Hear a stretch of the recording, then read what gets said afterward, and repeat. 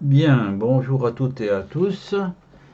Nous allons reprendre ce conte sur cette affaire judiciaire au XVIIe siècle que j'ai romancé dans le cadre d'un conte et qui s'appelle La revanche de Péronne Carbonnier. Et je vous rappelle que nous sommes à l'épisode numéro 3. Je vous rappelle que depuis le début, le mari de Péronne Carbonnier, qui est un colosse, mais elle aussi n'est pas en reste, l'a assommée pendant la nuit pour la jeter dans un abîme. Que dans l'épisode numéro 2, Peyron s'est réveillée, qu'elle a constaté le comportement de son mari qui l'a jeté dans le gouffre. Heureusement, elle est tombée sur un redent, et puis elle a réussi à escalader un peu, malgré son poids énorme, et elle est arrivée dans une espèce de petite grotte dans laquelle elle a trouvé un hôtel avec des squelettes autour. Et là, elle a laissé passer le temps, elle a crié, elle a crié, elle a crié, en espérant se faire entendre, et seul un chien est venu aboyer assez longtemps. Donc nous en sommes là à l'expiration du troisième jour, donc au quatrième jour de sa réclusion forcée. Elle se réveilla à l'aube du quatrième jour, plus vide que toujours. Où était le grand bol de crème qu'elle prenait chaque matin avec des tranches de pain noir, bien épaisses, sauf le dimanche, quelques tranches de pain blanc comme l'hostie. Hélas, ce n'est pas le filet d'eau qu'elle cueillit au bord des parois du gouffre qui la nourrit. Elle regarda vers le haut, où l'on distinguait les ramures des grands chênes qui bordaient la lèvre du gouffre. La lumière s'y étalait et ricochait de feuille en feuille, avec la malice d'un plaisir qui s'étend et se dore d'une chaleur claire et saine. Ah, que c'était joli à voir d'en bas, mais c'était inaccessible. Avec l'affaiblissement graduel, sa haine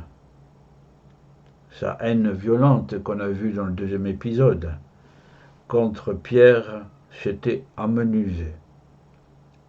La perspective de ne plus sortir de ce gouffre et de mourir là, la perspective que son squelette moderne aille rejoindre les anciens, commençait à devenir une éventualité sérieuse qui contrebalançait l'ancienne haine qui l'animait. Et sa tendance à s'apitoyer sur elle se déversait à flots. Quel malheur que sa vie! Profondément croyante, elle y voyait une ligne normale de chrétienté, une sorte de martyr, un martyr, qui pourrait la conduire à la rédemption. Mais reposer là, dans le gouffre, comme les autres, comme tous ces squelettes qu'il y avait autour de l'autel, ça, c'était pas chrétien, non plus. C'est cette peur qui la souleva. Non, non, ce n'était pas possible qu'elle meure là, seule, seule. Alors elle continua à héler, à hurler, à crier. Mais sa voix était devenue éraillée, presque éteinte, comme celle d'une très très vieille femme, ce qui lui fit peur. Ah, quel malheur! À un moment, l'ensemble de ses angoisses lui lança à l'esprit la tentation cinglante de sauter dans le vide qui s'ouvrait à 2 ou 3 mètres d'elle. Elle s'approcha vivement. mais tout autant s'arrêta à distance respectueuse. Elle avait le vertige. Sur le bord du gouffre, son ange gardien lui souffla que non, cela était interdit, et qu'elle irait en enfer, comme disait le curé de la paroisse. Alors elle se retint et s'assit, muette, estompée, inexistante. Ce n'était plus un être humain, mais une désespérance personnifiée. En quelques jours, elle avait curieusement maigri, plus apte à s'envoler vers les cieux éternels que jamais.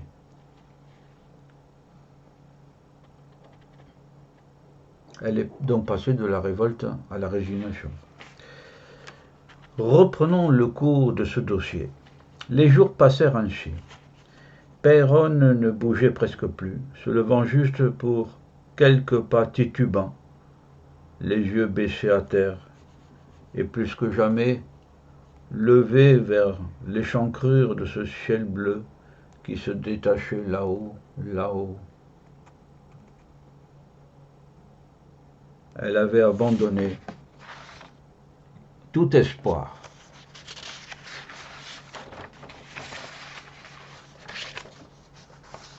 Elle s'apprêtait donc à quitter ce monde petit à petit, graduellement. C'est sans compter sur Dieu. Celui-ci se manifesta de la façon qui suit et que je vais vous présenter. Le dimanche suivant, soit le 8e jour de réclusion abîmable de l'abîme, donc, une jeune bergère du village, nommée Gérande du Roi, s'était rendue non loin de l'abîme de Mouet pour voir une pièce de terre appartenant à sa famille. C'était le début de l'après-midi. Il y avait là, au bord d'un ancien mur de pierre blanche, une petite niche creusée avec une statuette d'un saint local, Saint Anicroche, un saint vraiment très local et très choyé. Elle s'était assise là-dessous, un grand chêne, dont les anciens disaient que des druides avaient commandé jadis de ne point l'abattre, car les traditions à la campagne sont durables. Elle était bien à l'ombre et abritée d'une brise légère et fraîche qui avait coutume de passer sur ces chemins forestiers empierrés. Saint Anicroche, dans sa niche, quelque peu délavée, manquait de soin. Gérande avisa quelques anémones sylvestres, blanches et roses, et en fit un mignon bouquet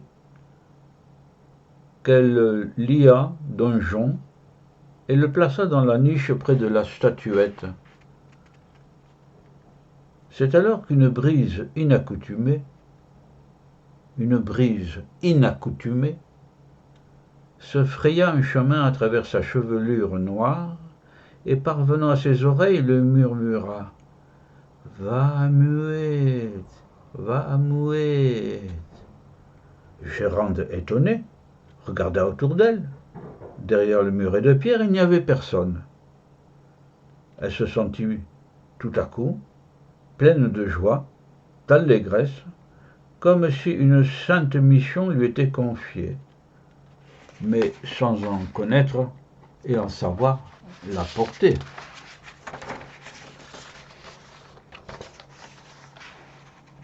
Elle ramassa le petit sac de peau de chèvre, dans lequel elle mettait ses ouvrages de fil, remit son fichu et commença à descendre la pente qui conduisait à l'abîme de Mouet. Arrivée au bord, elle attendit, mais rien ne se passait. Alors elle jeta un caillou, puis un deuxième.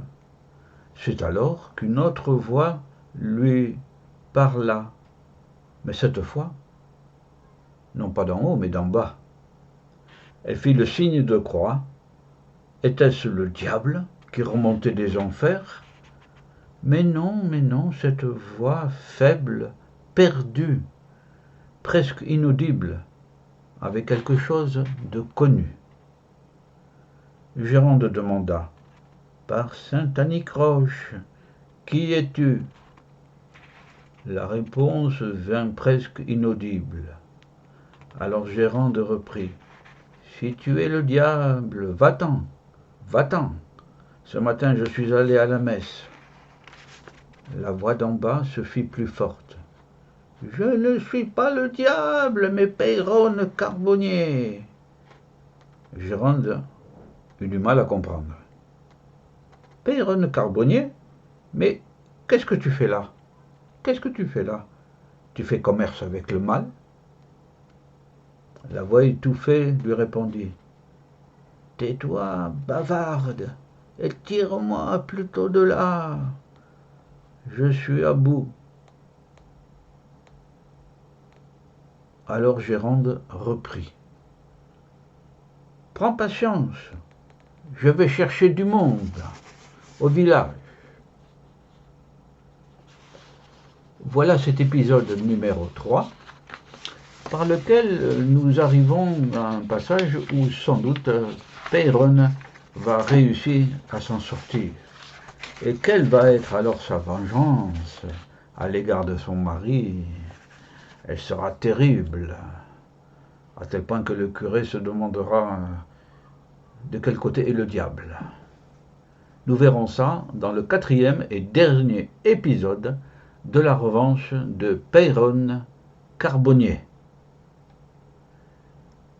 À tout à l'heure, ou à demain, et si c'est demain, bonne nuit, ne rêvez pas trop à cette histoire, sinon que la justice va l'emporter d'un certain côté, du côté humain. Voilà. Au revoir à tous et à toutes.